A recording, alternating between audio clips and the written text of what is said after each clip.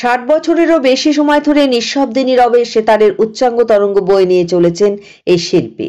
প্রখ্যাত সঙ্গীত পরিচালক আর ডি বর্মনের কাছ থেকেও শিক্ষা গ্রহণ করেছেন। সঙ্গীত ভালোবাসেন অথচ আর ডি বর্মনের নাম শোনেননি এমন লোক ভারতবর্ষে খুঁজে পাওয়া মুশকিল। আর সেই প্রখ্যাত সঙ্গীত পরিচালকের প্রয়াণ দিবস ছিল 4 জানুয়ারি। সেই বিশেষ দিনে খবরের ঘণ্টা শিলিগুড়ির রবীন্দ্রনগরের সাক্ষাৎ পেল আর ডি বর্মনের এক ছাত্রের সঙ্গে। 68 বছর বয়সী সেই ব্যক্তির নাম অমিতাভ দত্ত। মুম্বাইতে দীর্ঘ 5 বছর ধরে আর ডি বর্মনের কাছে সঙ্গীত শিক্ষা গ্রহণ করেছেন অমিতাভ বাবু। যদিও তিনি একজন প্রতিভাবান সেতার শিল্পী, শৈশবে মায়ের কাছে তাঁর সেতার শিক্ষা শুরু। এখনও সেই সেতারেই তিনি ডুবে থাকেন। প্রতিদিন তার সেতার অনুশীলন করা চাই। একদিন সেতার অনুশীলন না করলে তার শরীর ও মনে অস্বস্তি অনুভব হয়। শরীরের সুগার প্রেশার নেই। এর কারণ হিসেবে তিনি সেতার চর্চাকে অনেকটা কৃতিত্ব দিতে চান। একসময় বিশ্বভারতীতে গিয়েও সেতার চর্চা করেছেন।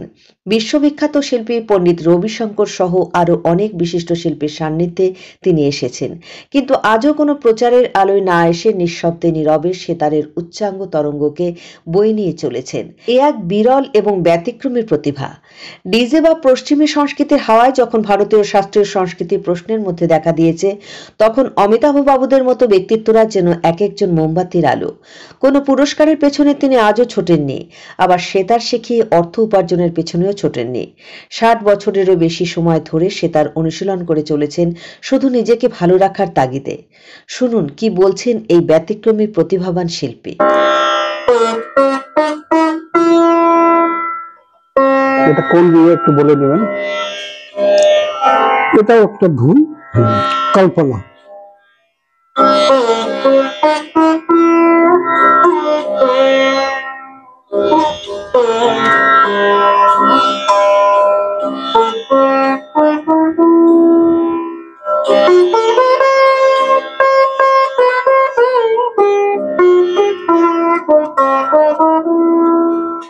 বাহ,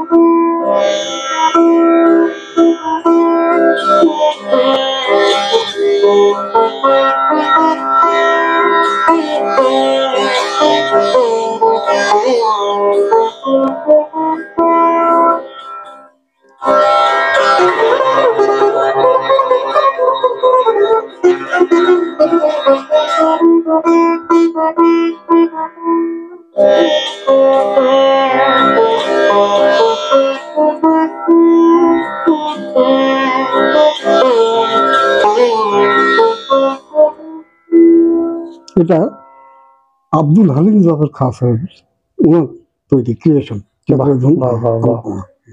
খুব সুন্দর। সবশেষে আর কিছু শুনুন।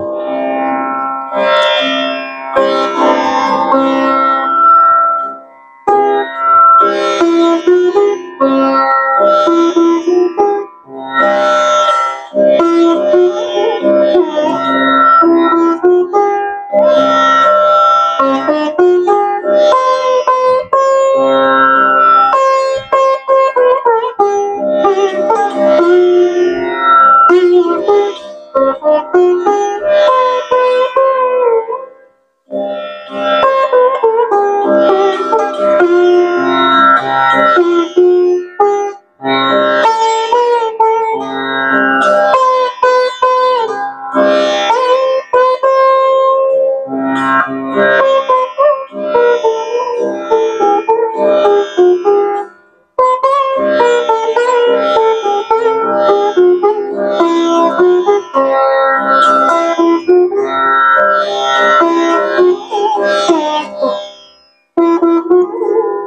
পঞ্চমের ক্রিয়েশন ছিল, লাভ 1942 ছবিতে কবিতা কৃষ্ণমূর্তি গেছেন।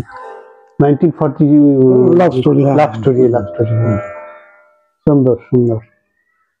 ঠিক আছে, প্রণাম, ভালো থাকবেন, সুস্থতা কামনা করছি, এবং মানে আমরা খুব মানে সমৃদ্ধ হলাম আপনার সংস্পর্শে। ধন্যবাদ, অনেক ধন্যবাদ আপনার।